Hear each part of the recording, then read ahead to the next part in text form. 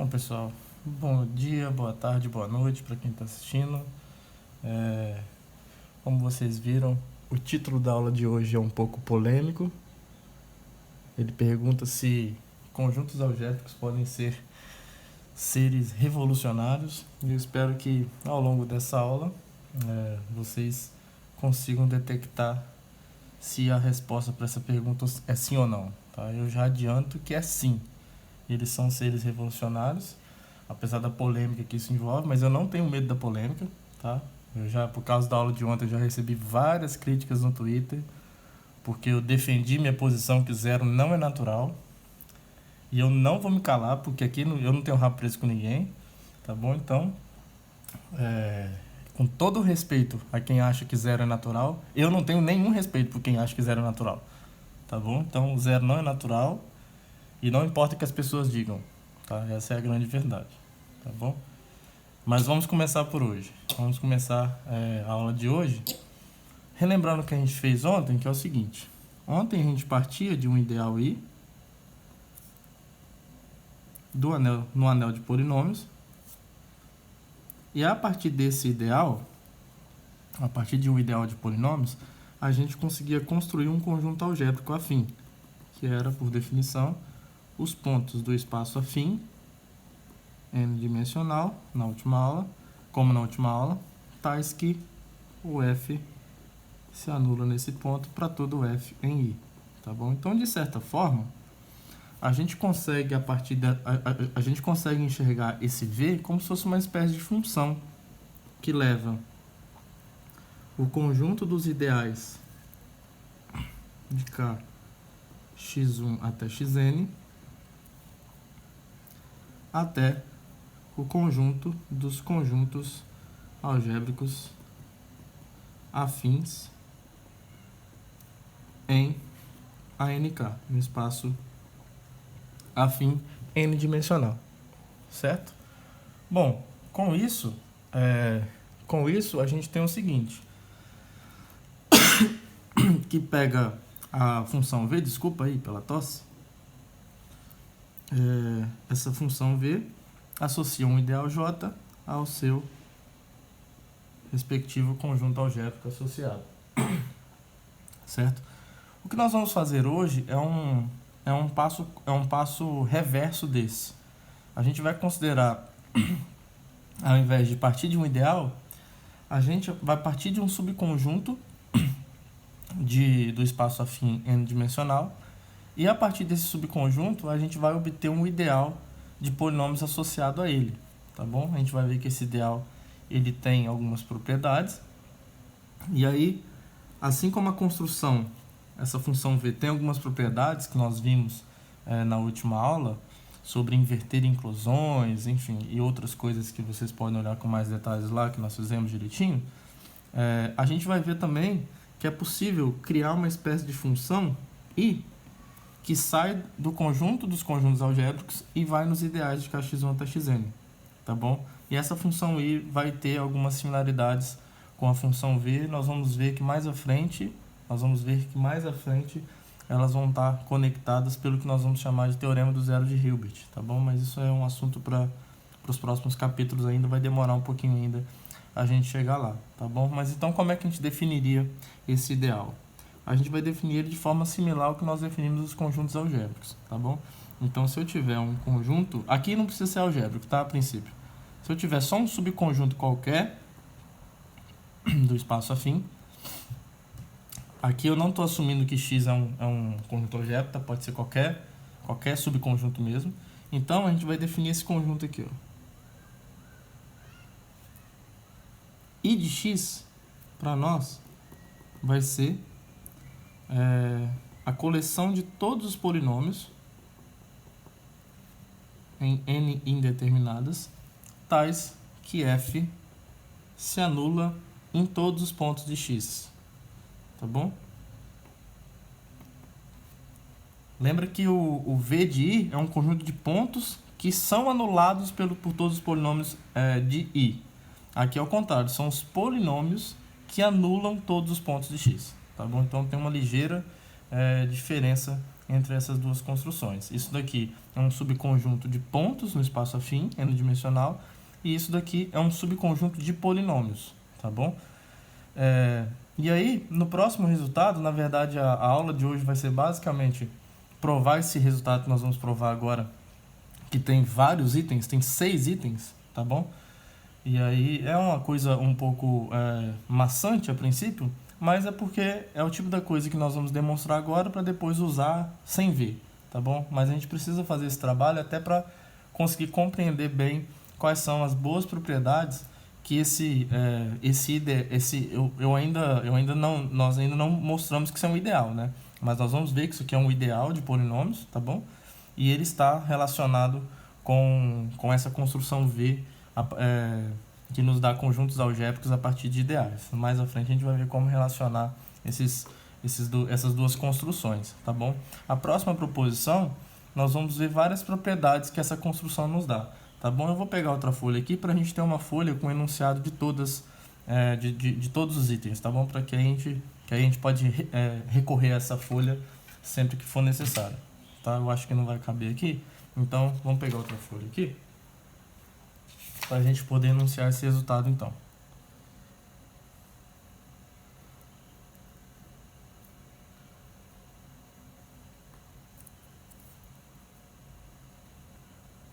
Então, o resultado é o seguinte. Se eu tiver um corpo qualquer,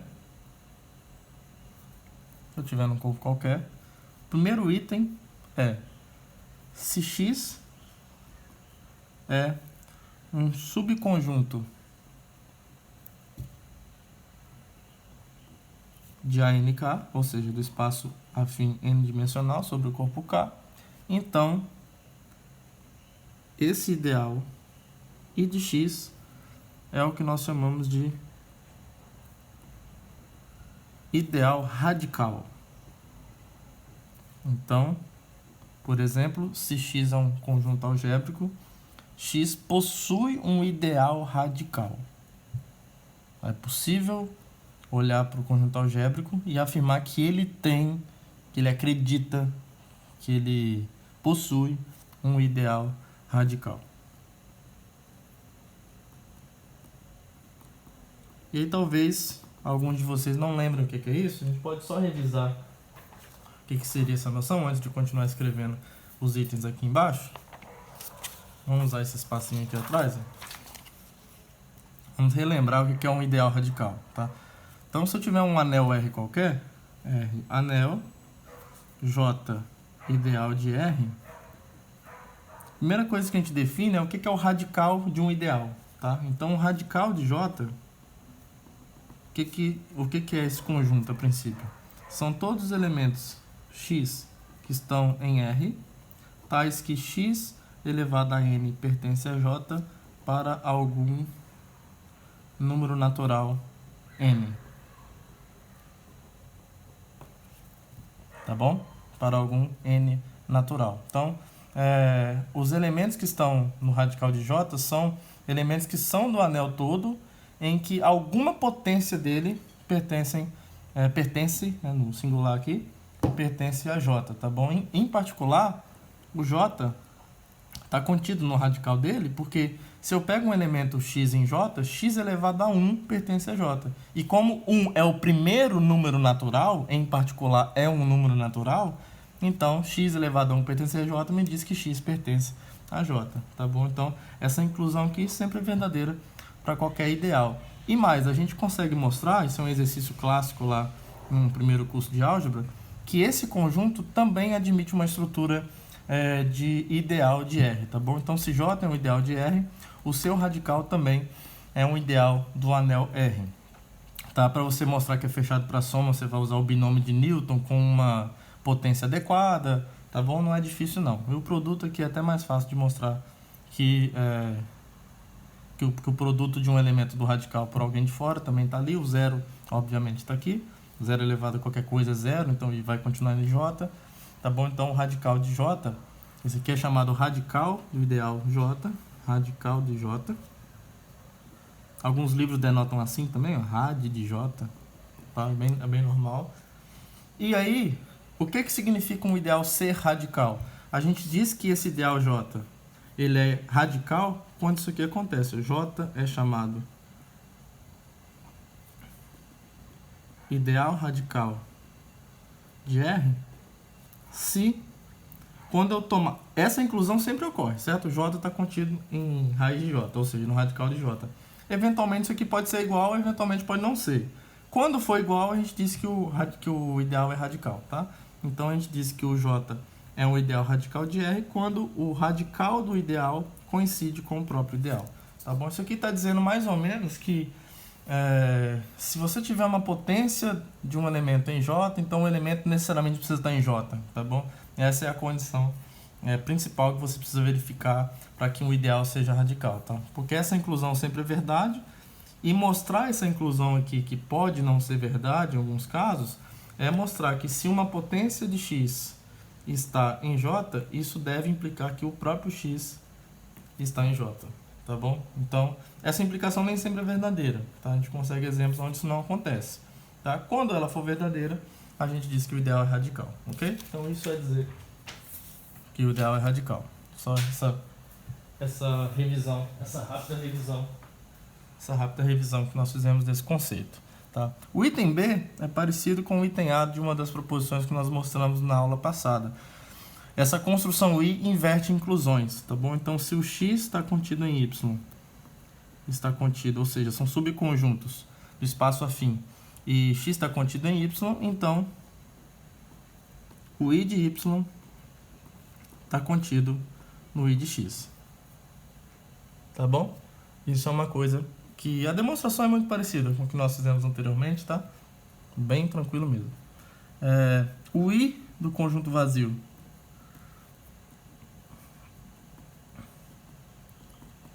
é todo o anel de polinômios. Isso aqui é por vacuidade, tá? Clássico resultado de vacuidade. E se por um acaso o corpo K for infinito,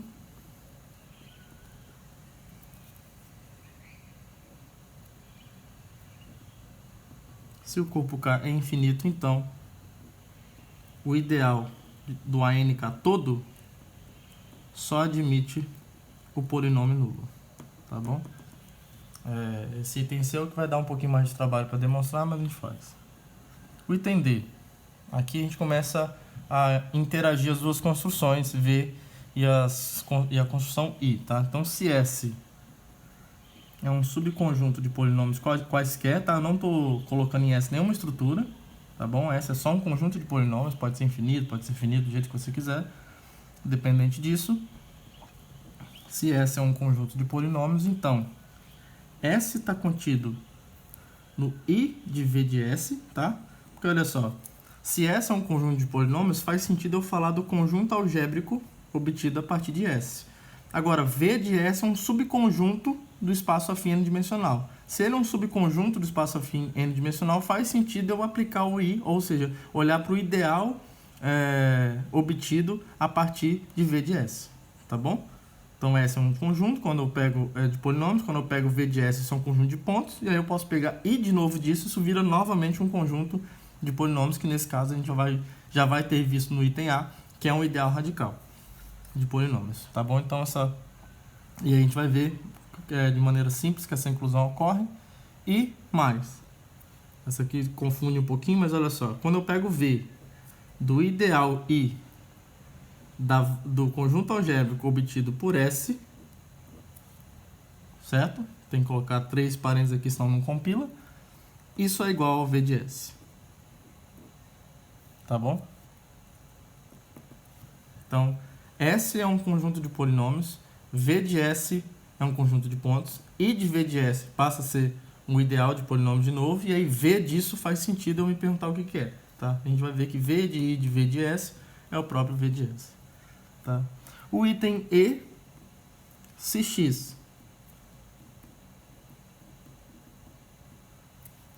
é um subconjunto do espaço afim n-dimensional, então a gente tem algo parecido com o que nós vimos no item anterior. O X está contido no V do I de X e I de V de I de X é igual a I de X.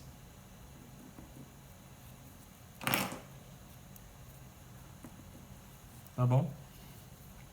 Assim como no caso anterior, de maneira similar. O item F é o último, eu acho, o último item.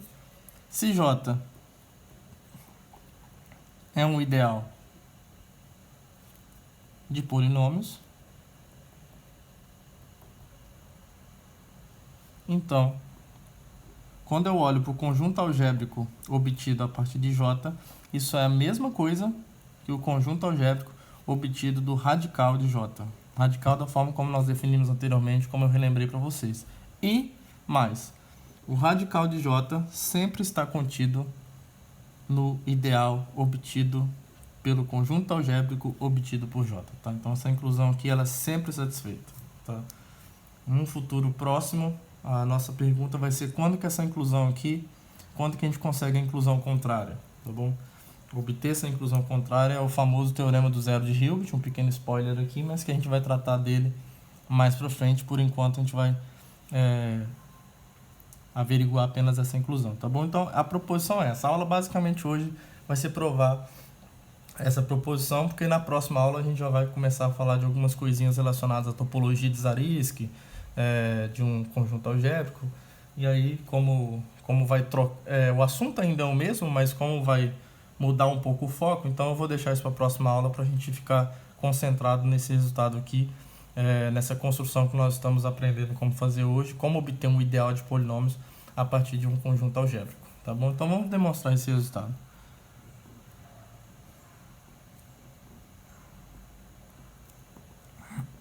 Então o item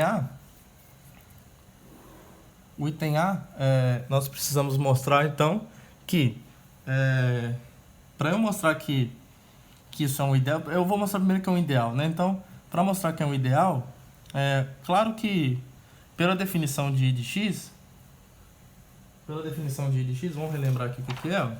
Aqui, eu vou botar aqui por cima. Ó, I de X é o conjunto de polinômios f que se anula em todos os pontos de X. Tá bom? Então, isso é o I de X. Olha, o polinômio nulo, para que isso seja o ideal, o polinômio nulo precisa pertencer a esse conjunto, certo? Mas ele pertence, porque o polinômio nulo, ele anula qualquer ponto do ANK, em particular qualquer ponto de X, tá bom? Toda vez que você pega o polinômio nulo e aplica ele em qualquer ponto, isso dá zero, tá? Pela definição de valoração de um polinômio em um ponto. Então, é óbvio, é claro, que o polinômio nulo pertence a esse conjunto. Não vou chamar de ideal por enquanto, porque a gente não sabe ainda se ele é. Ele é, na verdade, né? Nós vamos mostrar aqui isso. Nós vamos mostrar isso. Agora, para eu mostrar que ele é um ideal, eu preciso mostrar que ele é fechado para soma e ele é fechado por um produto até por alguém de fora. Então eu vou fazer isso de uma vez. Ó. Eu vou pegar... eu vou fazer o seguinte. Eu vou pegar dois polinômios quaisquer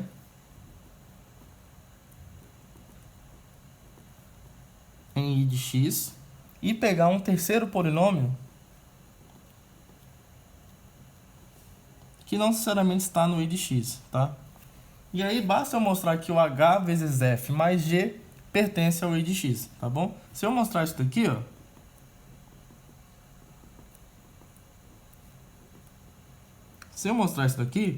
eu provo de uma vez só que as duas condições são satisfeitas, tá? Porque se eu pegar o H igual a 1, a soma vai estar aqui dentro, e se eu pegar o G igual a 0, eu vou ter o produto de alguém de fora por alguém de dentro aqui dentro também, tá bom? Então isso é uma técnica que a gente pode utilizar para provar essas duas propriedades de uma vez só, tá bom? Então, agora, eu quero mostrar isso daqui. A minha afirmação, quando eu coloco esse sinalzinho aqui, quer dizer que eu estou afirmando isso. E aí, se eu afirmo uma coisa, eu preciso demonstrar ela, tá?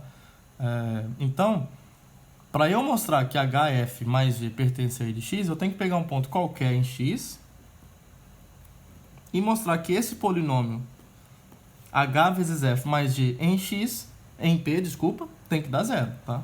Então, se eu peguei esse ponto arbitrário, H vezes F mais G aplicado em P, eu tenho que ver se isso dá zero. Isso por definição de soma de polinômios e produto, isso é H de P vezes F de P mais G de P, certo? Agora, eu tomei os polinômios F e G já nesse conjunto I de X.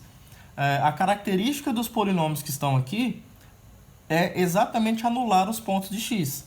P está em x, então tanto f quanto o g em P, que está em x, dão zero. Então, independente de quem seja h de P, o f de P eu sei que é zero, o zero do corpo, e o g de P também é zero. Opa, desculpa, coloca um zero aqui, tá? Zero. Agora, independente de quem seja h de P, o resultado final disso é zero. Então, eu peguei um ponto qualquer em x, mostrei que esse polinômio aplicado em P dá zero. Como esse ponto P foi tomado de maneira arbitrária, a conclusão necessariamente tem que ser que h vezes f mais g pertence a I de x. Tá bom? Então, uma primeira coisa que a gente já tem agora é que o I de x é um ideal de polinômios. Tá? A gente precisa agora verificar que ele é um ideal radical. Então, vamos mostrar. Observe que eu só preciso mostrar isso daqui, ó, que o radical de I de x está contido em I de x. Toda vez que vai mostrar que um ideal é radical, você só precisa mostrar essa inclusão, tá? A outra inclusão sempre é verdade, independente de qual seja o ideal. Então, o que caracteriza um ideal ser radical é essa inclusão aqui. Então, eu vou pegar um polinômio aqui qualquer.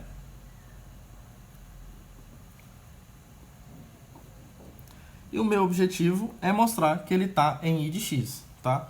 Ó, se eu quero mostrar que f está no I de x, o que caracteriza os elementos dos polinômios de x é justamente serem anulados em todos os pontos de x. Então, eu preciso pegar um ponto arbitrário de x, calcular f nesse ponto, e eu preciso verificar que isso dá zero. Tá? Então, eu vou pegar um ponto P qualquer em x,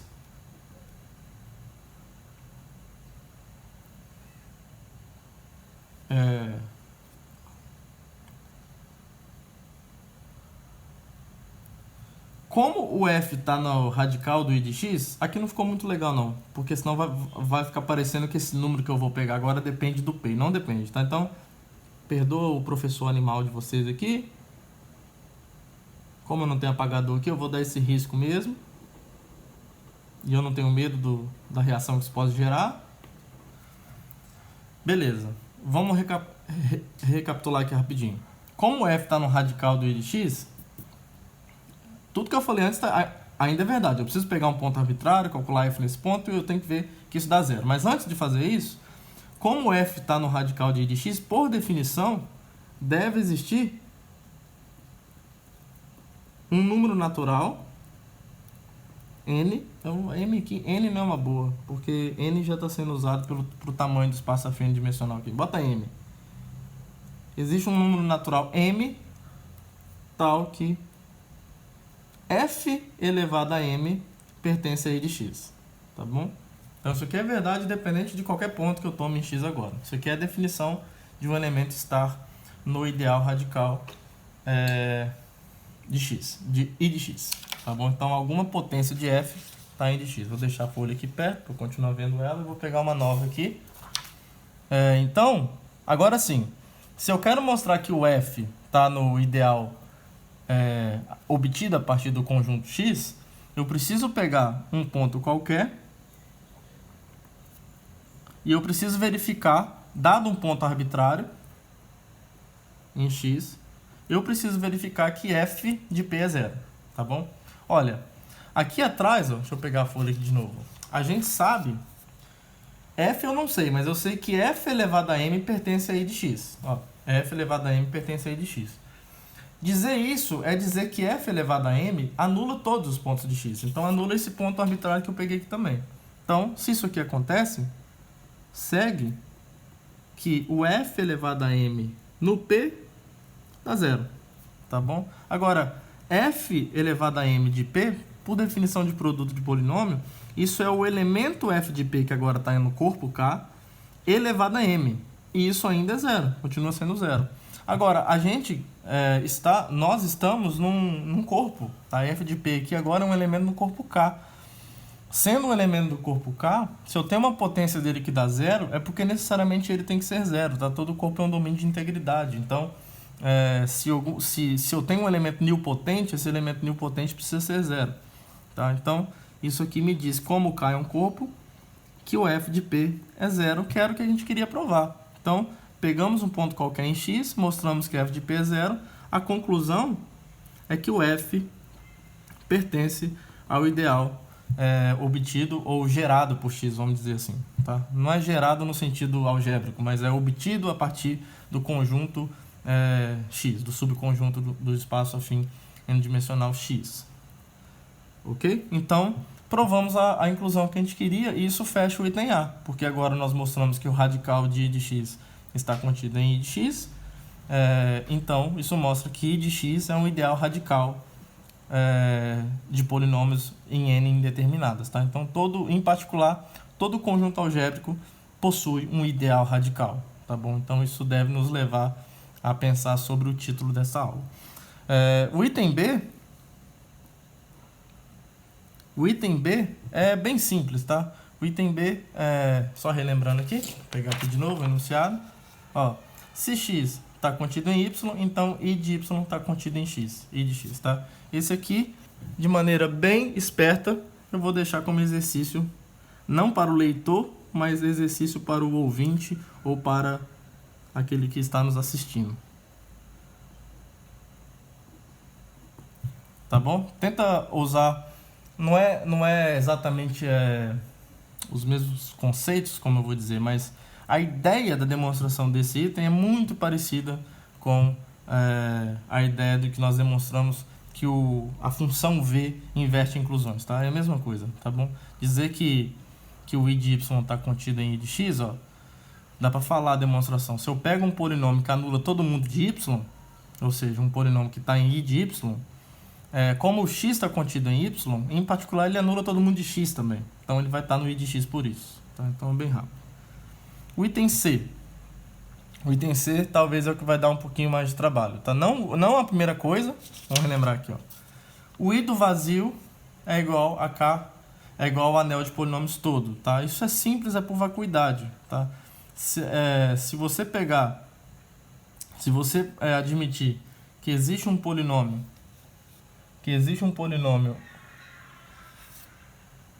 f que não anula um polinômio f, ó, se você tiver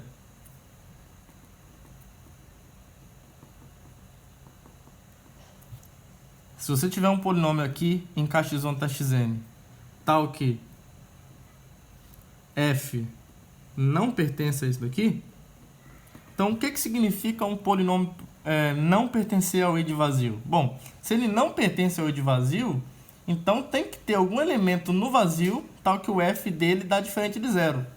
Mas o fato de existir um elemento no vazio já é uma contradição por si só, tá? Isso aqui implicaria na existência de um ponto no vazio tal que f de P é diferente de zero. Isso aqui você pode esquecer. Isso aqui não precisa nem se perguntar se isso aqui é um problema ou não. Isso daqui já é um problema, tá? Conceitual, tá bom? Não existe P no vazio, tá? O vazio é caracterizado justamente por isso. Essa afirmação nunca é verdade, tá? Então isso aqui é uma contradição, deu problema e, portanto, não pode existir um polinômio aqui que não esteja aqui, tá? Então esses dois caras são iguais. Então, logo, o I de vazio é todo o anel de polinômios, tá bom? Bom, essa é a parte tranquila.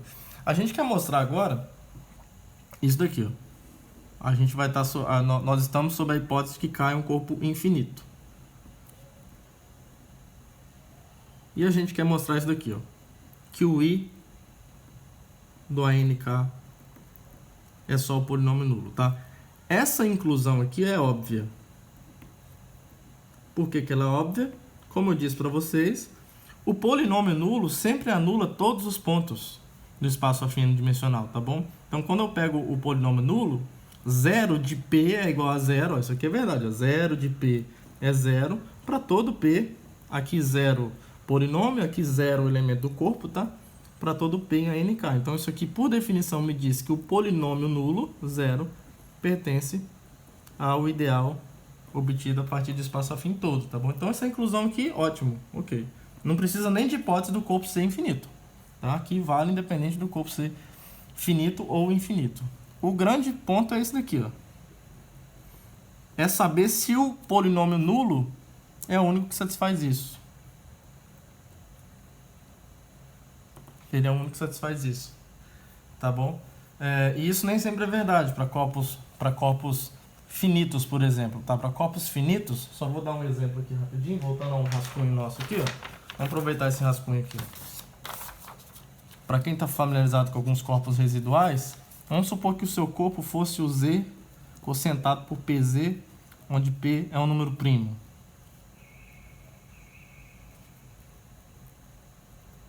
Tá bom? E aí, vamos supor que o N aqui seja 1, e eu vou considerar esse espaço aqui, ó, A1K. Tá bom? Então é só o ZP mesmo, que é igual ao Z quocientado por PZ.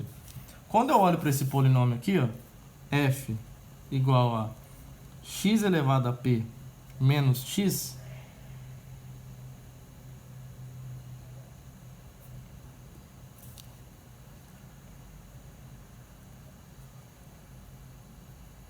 isso, x elevado a p menos x, esse polinômio, em uma indeterminada, não é um polinômio nulo, tá? Ele não é um polinômio nulo, porque ele tem coeficiente diferente de zero, tá? Por definição, um polinômio, para ser nulo, eu preciso que todos os seus coeficientes sejam zero. Então, enquanto polinômio, ele não é nulo, tá? Só que se eu aplicar esse polinômio em qualquer ponto aqui desse espaço afinidimensional, se eu pegar um t qualquer para todo t aqui, ó, no z, pz,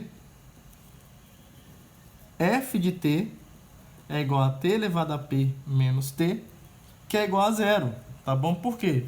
Lembra que, acho que as pessoas chamam isso aqui de pequeno teorema de Fermat, né?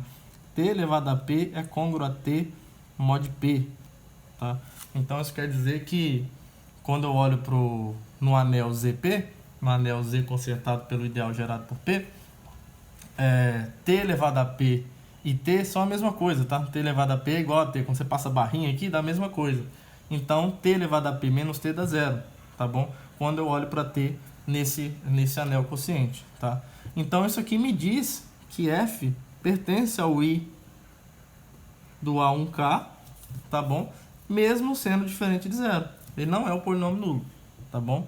Então, é importante essa hipótese do corpo ser infinito, porque sem essa hipótese, esse resultado não é verdadeiro. Tá? A gente tem aqui um contra-exemplo para esse resultado, no caso em que eu tenho um corpo finito, por exemplo, de característica P. Tá bom? Mas vamos voltar aqui então. Vamos voltar, onde é que eu estava? Sim, vamos mostrar essa inclusão então para corpos infinitos. Tá? Então, vamos lá. Vou pegar aqui a folha que estava o enunciado.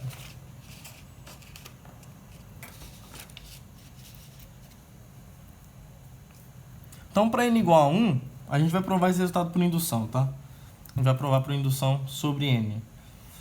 Para n igual a 1, o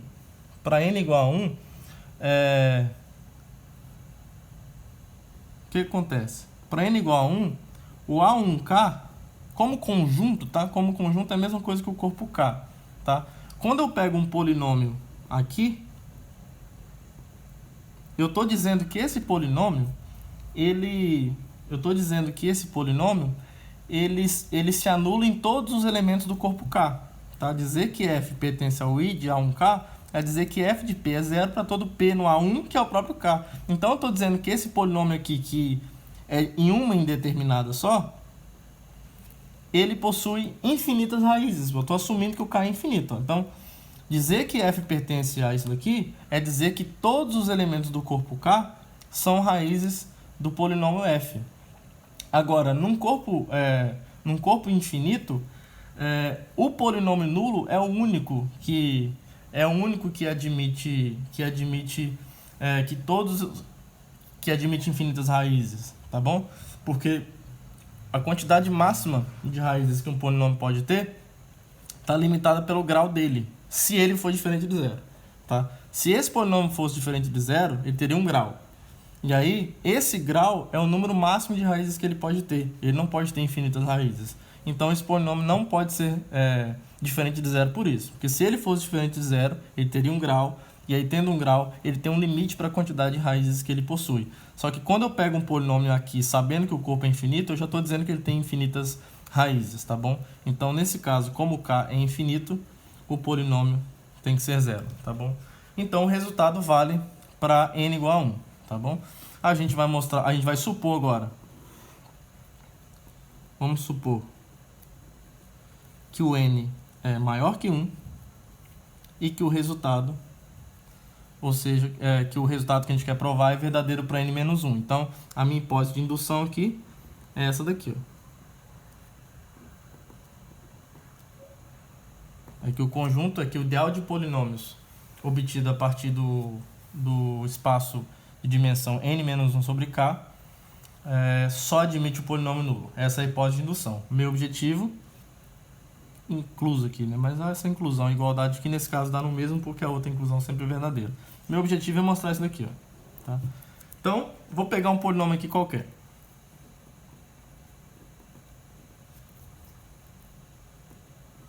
Meu objetivo é mostrar que esse polinômio é nulo, tá? Esse é o meu objetivo. Bom, f está aqui, ó, em ANK, tá? Então quer dizer que ele anula todos os pontos do espaço afim dimensional, tá? Logo, f de p é zero. Só estou escrevendo a definição aqui para a gente lembrar de usar depois, tá bom? Agora, olha só, independente do f estar aqui ou não, ele é um polinômio em n indeterminadas, tá? Então, sendo um polinômio em n indeterminadas, como o f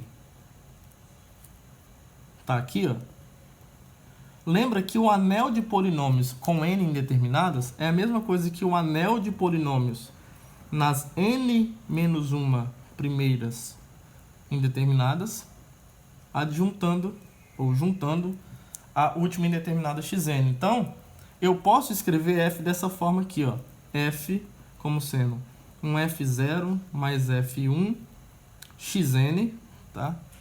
Até um f, sei lá, r xn elevado a r, onde esses coeficientes f0, f1 e fr estão nesse anel aqui, ó, nas n-1 primeiras indeterminadas, onde f0, f1 até fr pertencem a k de x1 até xn menos 1. Certo? Então, eu consigo fazer essa escrita, tá bom? Já que eu tenho um polinômio em n indeterminadas. Agora eu vou precisar usar uma técnica para eu poder usar a hipótese de indução. Qual vai ser essa técnica? Espertamente, olha só. Para cada q, que eu preciso usar a hipótese de indução, certo? Eu preciso usar que o i do an-1k é zero. Então, eu preciso trabalhar com polinômios em n-1 indeterminadas. Tá? Então, para cada q, aqui é o k e aqui é o n-1, eu vou olhar para um polinômio específico em uma indeterminada só. Eu vou considerar esse polinômio aqui, ó. Considere o polinômio fq. Como é que eu vou construir esse polinômio? Usando essa expressão. Eu vou olhar para essa expressão aqui, ó, f igual a f0 mais f1 xn até fr xnr. Isso aqui é um polinômio em n indeterminadas. Eu vou transformar esse polinômio em um polinômio em uma indeterminada só, que vai ser na indeterminada xn, e os coeficientes vão ser esses polinômios aplicados em cada q desse daí, tá bom? Por isso que eu coloquei um índicezinho q aqui, ó, porque cada elemento q aqui vai determinar um polinômio naquela última expressão. Então, eu vou olhar para f0q mais f1q xn até frq xn elevado a r. Observe que isso agora não é mais um polinômio em n indeterminadas. Ele é um polinômio em uma indeterminada só, na indeterminada xn, tá bom? Por quê? Porque f0q agora é um elemento em k, f1q agora é um elemento em k, até frq agora é um elemento em k. Então, essa expressão virou um polinômio em uma indeterminada só, na indeterminada xn, tá bom? Agora, olha só, o que vai acontecer? Ó? Já que isso aqui tem uma indeterminada só, eu posso pensar que para cada T no corpo K, para cada T no corpo K, o que vai acontecer? Para cada T no corpo K, eu tenho o quê? Temos o seguinte, ó. O que acontece quando eu aplico Fq num elemento do corpo K? Isso aqui é isso, ó. Fq de T, olhando para essa expressão aqui, ó, como que se ocupa das n-1 primeiras coordenadas e T é a última indeterminada, é a variável que eu vou colocar, a variável não, o elemento que eu vou substituir na última indeterminada, essa expressão aqui, ó, F0Q mais F1 de Q T até FR de Q T elevado a R, isso daqui nada mais é do que o polinômio F aplicado nesse elemento em ANK, formado por Q e T, tá? Aqui não tem só duas entradas, não, tem N entradas aqui, ó, porque o Q tem N menos uma entradas e o T tem uma entrada. T é uma entrada só, então QT é um elemento em ANK, tá bom? Agora, isso daqui agora pertence a ANK. E eu sei por hipótese, vamos voltar aqui, ó, eu tomei o F no I de ANK, então isso quer dizer que o F se anula em todos os pontos do ANK. Então isso aqui é zero. Então olha só o que é que nós obtivemos. Eu peguei qualquer elemento no corpo K e mostrei que todos os elementos do corpo K são raízes de Fq. A gente vai usar o mesmo raciocínio que a gente usou no caso n igual a 1. E isso só pode ocorrer, já que o corpo K é infinito, eu estou dizendo que Fq tem infinitas raízes. E Fq é um polinômio em uma indeterminada só. Então, se ele é um polinômio em uma indeterminada só e tem infinitas raízes, ele tem que ser o polinômio nulo, tá bom? Ele precisa necessariamente ser o polinômio nulo, assim como nós vimos no caso n igual a 1. Então, a conclusão é, como K é infinito, então esses polinômios Fq precisam ser todos iguais a zero, tá bom? O zero, qual zero? O zero polinômio em xn, tá bom? Então é o zero do corpo K mesmo, tá? Então isso aqui é zero para todo Q, tá? Observe que eu não fiz nenhuma distinção. Isso aqui, tudo isso que nós fizemos aqui serve para cada Q, tá bom? Então Fq é zero para todo Q em AN-1 K, tá bom? Agora vamos olhar para a expressão do Fq. A expressão de Fq é essa daqui, ó. Então eu tenho um polinômio em uma indeterminada, xn, e nós estamos dizendo que esse polinômio aqui é zero.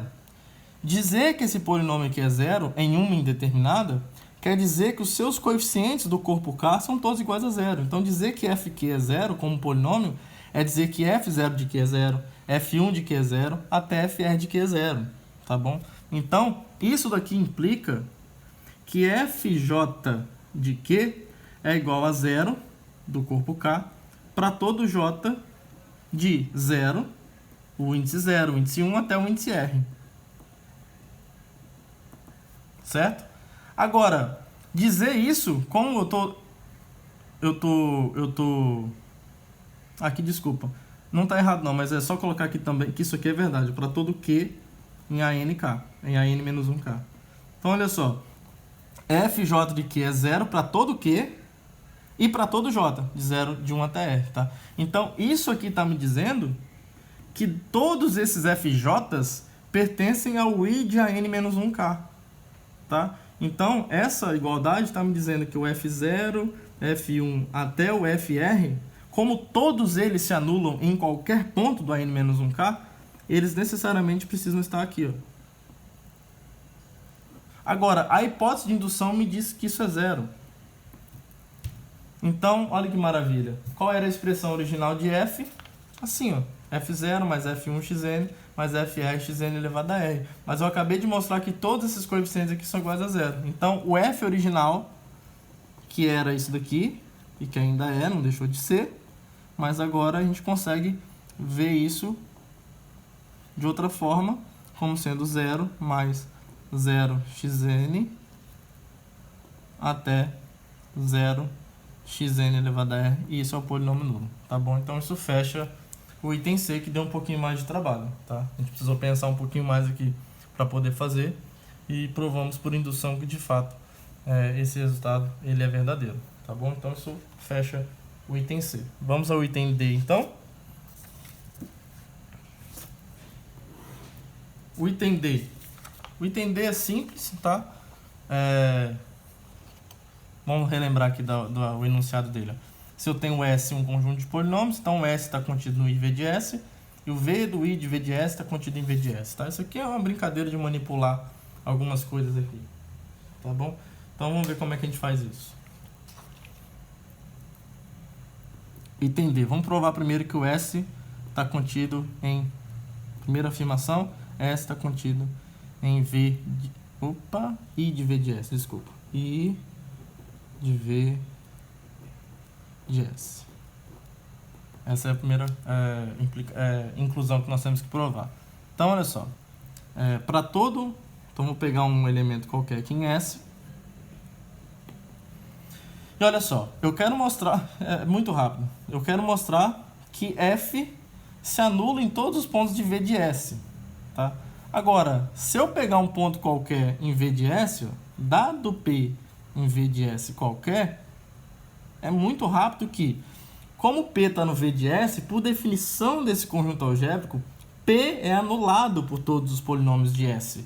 E eu estou tomando F em S, então não tem o que fazer. Por definição, temos que o F de P é zero. Agora, eu peguei um ponto qualquer aqui e mostrei que o F se anula nesse ponto. Pela definição do ideal obtido a partir desse conjunto, concluímos que o F está no I de V de S. Tá bom? Então é bem rápido, tá? Eu vou deixar o outro item para vocês fazerem, tá bom? É porque é tudo muito rápido assim mesmo, tá? Provem isso daqui. Exercício para o ouvinte. É bem fácil mesmo, juro para vocês. Só para o vídeo não ficar tão grande, tá? Então isso aqui é exercício. E o item E também fica como exercício. O item E é só porque é bem simples mesmo. É só ficar fazendo essas coisinhas aqui, tá? O item E, se X está contido, se é um subconjunto do espaço afim, então a gente tem essa inclusão e essa inclusão, tá? E aí o item F a gente resolve aqui. A gente faz aqui com vocês. Não que seja difícil, mas foge um pouquinho desses argumentos mais rápidos assim, tá? Então, só relembrando o que é o item F. Se J é o ideal de Kx1 até Xn, então o V de J está contido no V raiz de J. Desculpa, é igual ao conjunto algébrico obtido por J, é a mesma coisa que o conjunto algébrico obtido pelo radical de J. E o radical de J sempre está contido no ideal obtido a partir de V de J. Tá bom? Então vamos provar essas duas coisas. Tá? Então, aquela igualdade ali, ó, a gente já viu, quando eu comentei sobre o ideal radical, de um radical de um ideal, como isso aqui acontece para qualquer ideal, J está contido no radical de J. Tá? E lembra que o V ele inverte inclusões. Então, só olhar na aula passada, um dos primeiros resultados que a gente mostrou, como eu tenho essa inclusão, se eu aplicar V em ambos os lados, eu vou ter a inclusão contrária. Tá bom? Então essa inclusão a gente já ganha de graça. Tá? Eu só preciso mostrar agora que o V de J está contido em V de raiz de J. Certo? Então, eu vou pegar um ponto qualquer aqui em V de J.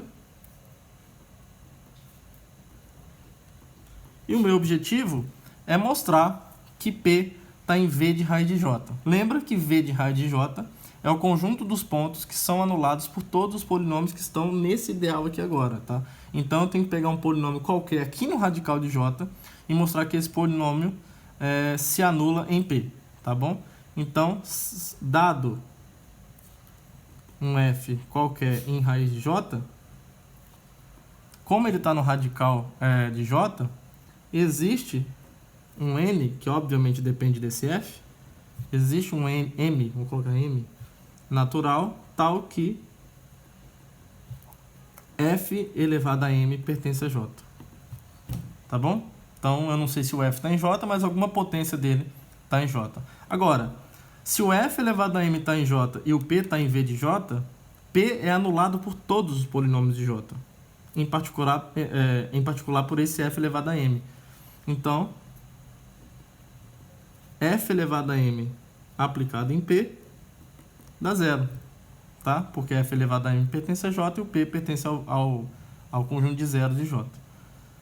Tá bom? Agora, de novo, é o mesmo argumento que usamos anteriormente. Isso aqui é f de P elevado a m, dando zero, e aí como você está num corpo, obrigatoriamente o f de P tem que ser zero. Então a gente pegou um polinômio qualquer em raiz de J e mostramos que ele anula esse ponto P. Então esse P, a conclusão é que P pertence a V raiz de J. Então a inclusão, essa segunda inclusão que a gente precisava foi provada, tá bom? E aí, para terminar esse item, a gente precisa verificar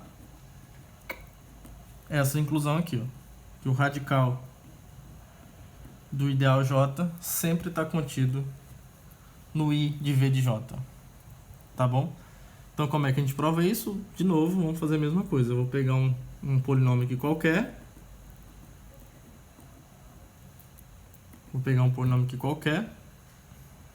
Aliás, aqui a gente pode ser um pouco mais esperto, tá? Você pode fazer desse jeito aqui mesmo. Você pode, se você quiser, pegar f em raiz de J e mostrar que ele anula todo mundo aqui em V de J. Vai ser algo parecido com o que nós fizemos anteriormente. Mas um jeito mais elegante de fazer isso é usar, quer ver, ó?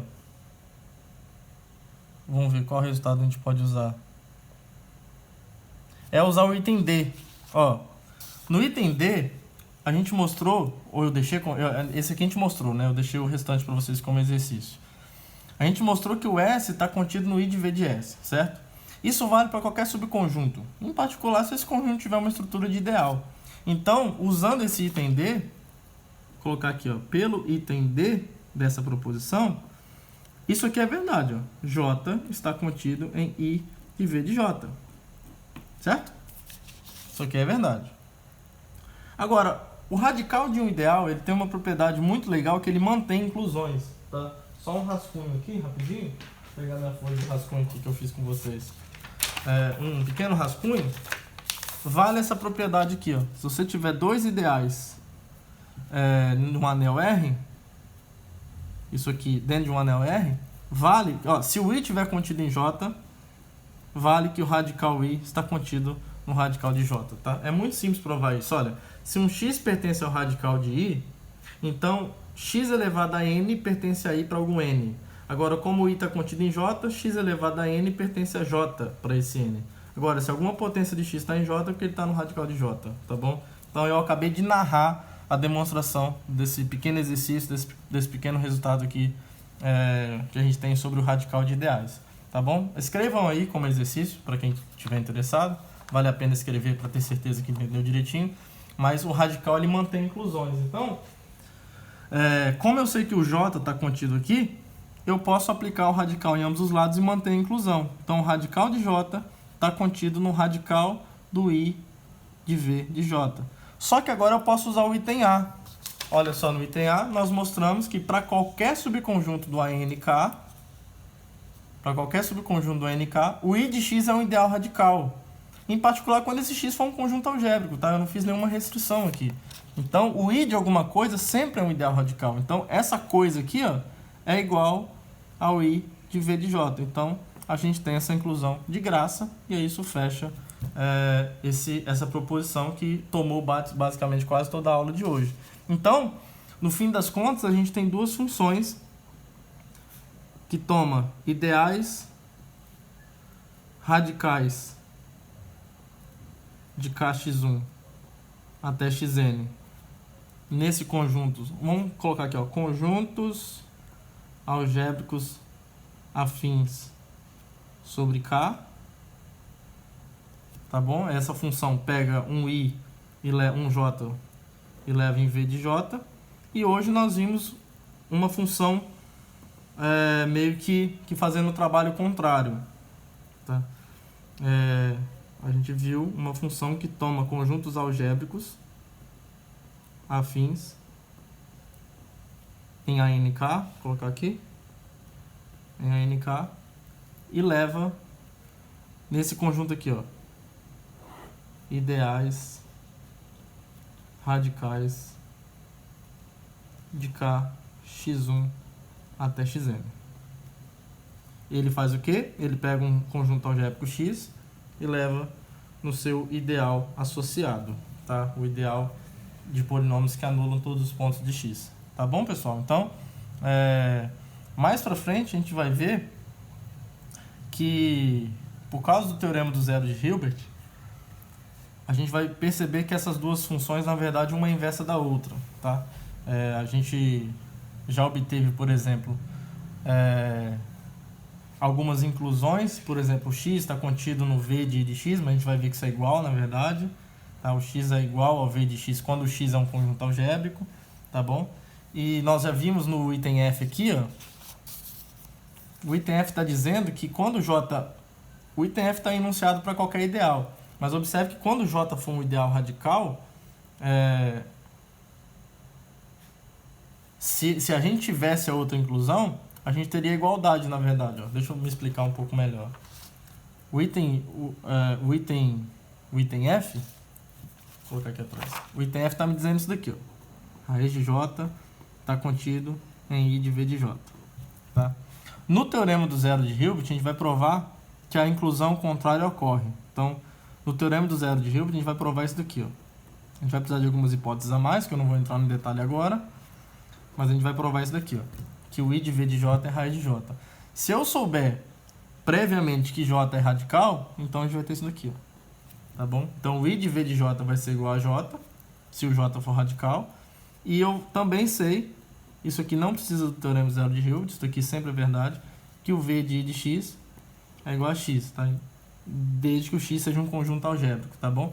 Então olha só, como o I e V vão se comportar como uma inversa da outra, tá? Então a gente vai conseguir associar um mundo algébrico com um mundo geométrico, tá? Essas funções vão fazer esse papel de levar objetos algébricos, que são os ideais, em objetos geométricos, que são conjuntos algébricos, e eu consigo voltar. Eu consigo levar conjuntos algébricos em objetos geométricos, que são os conjuntos algébricos, em objetos algébricos, que são os ideais radicais, tá bom? Então, a gente vai ver isso mais pra frente, tá bom? Então, essa aula foi só isso, tá? Então, por hoje é só, por agora é só. Boa noite, bom dia, boa tarde e até a próxima.